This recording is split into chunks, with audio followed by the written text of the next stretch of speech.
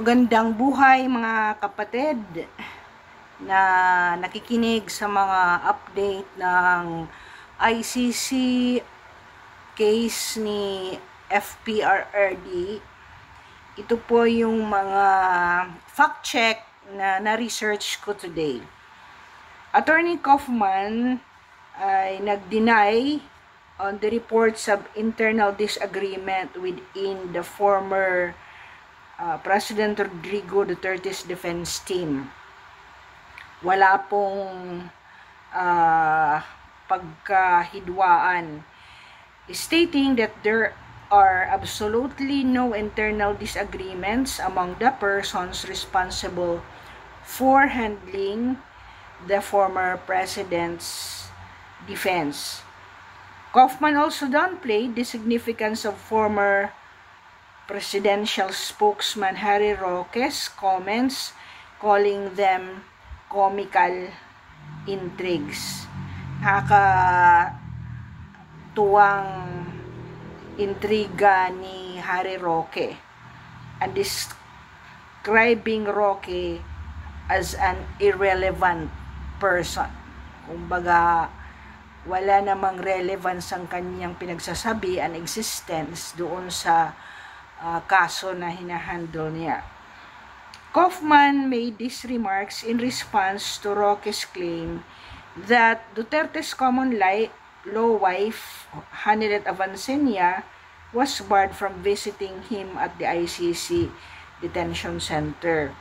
So, ito'y pinabulaan ni Kaufman and refused to comment on the veracity of Avancenia's allegations regarding her visitation rights, citing may judicial reasons kaya hindi muna siya pinapasok at kinansela ang kanyang visit, and out of respect of the family privacy, which kung nakita mo yung aking vlog before na ano ba ang mga nangyari kay Avancenia, saying things and selling the house nila ni President Duterte bago siya ikinansila.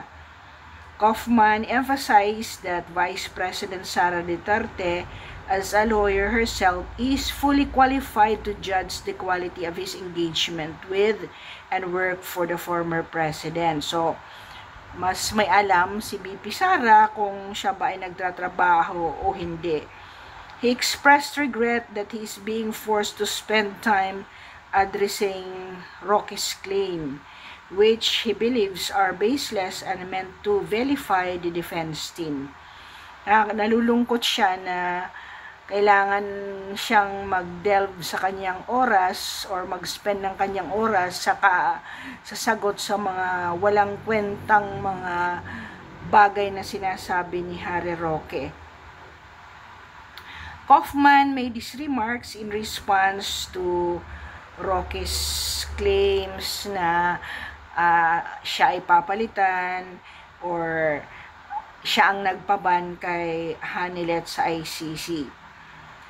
So, parang ito ay walang saysay, sabi ni Kaufman, and si Attorney Nicholas Kaufman, as the lead counsel, hasn't have a direct statement about Duterte's release before the criminal charge hearing on September 23, 2025. Parang mali na naman itong mga vloggers talaga na mga pro-Duterte, mga bastos talaga at walang research. Bakit naman kasi gumagawa kayo gawa ng istorya na makakalaya na bago September 23, 2025. However, si Nicholas Kaufman has expressed optimism about Duterte's interim release being decided within a month. So, baka madesisyonan na bago ang Agosto matapos. Pero kung i-approve o hindi ang release, ay hindi pa rin natin alam yon, according to Kaufman. Basta magkakaroon ng ruling na doon sa interim release niya. Potentially, doon sa August or this August, Kaufman mentioned that the ICC prosecutor does not oppose the interim release and they are waiting for the court's decision. So, yung chismis din na kuno ay ino-oppose ni prosecution ang ruling tungkol sa interim release ay pinabulaan din ni Attorney Kaufman.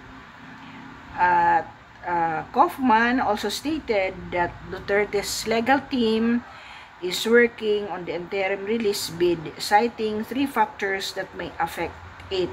Una, ang risk ng flight, interference ng witnesses of evidence, and Kaufman also stated that the legal team is working closely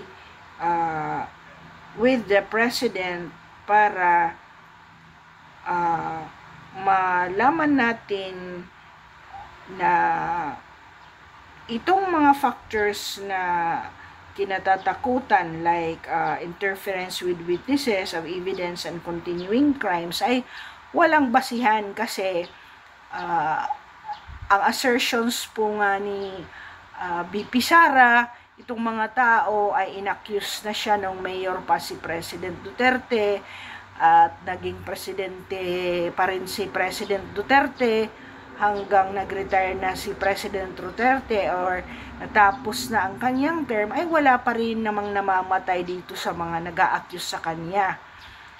Kaya, Kaufman believes none of these factors apply to Duterte's case.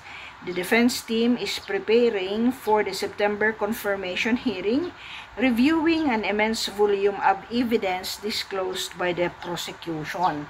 So, nire-review nila ang mga ebidensya na isinumite ng prosecution. Sana po ay we really just respect the flow of the process. Kaya nga ang aking props ngayon, the turtle always wins.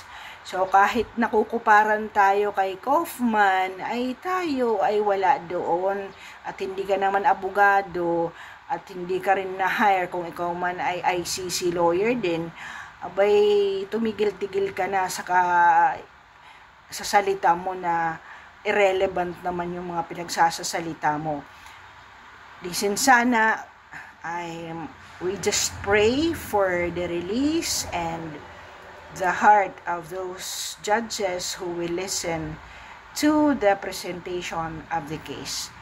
Thank you na naman sa pag-subscribe, and the subscription will prompt you to the new updates or new uploads that I provide in this channel.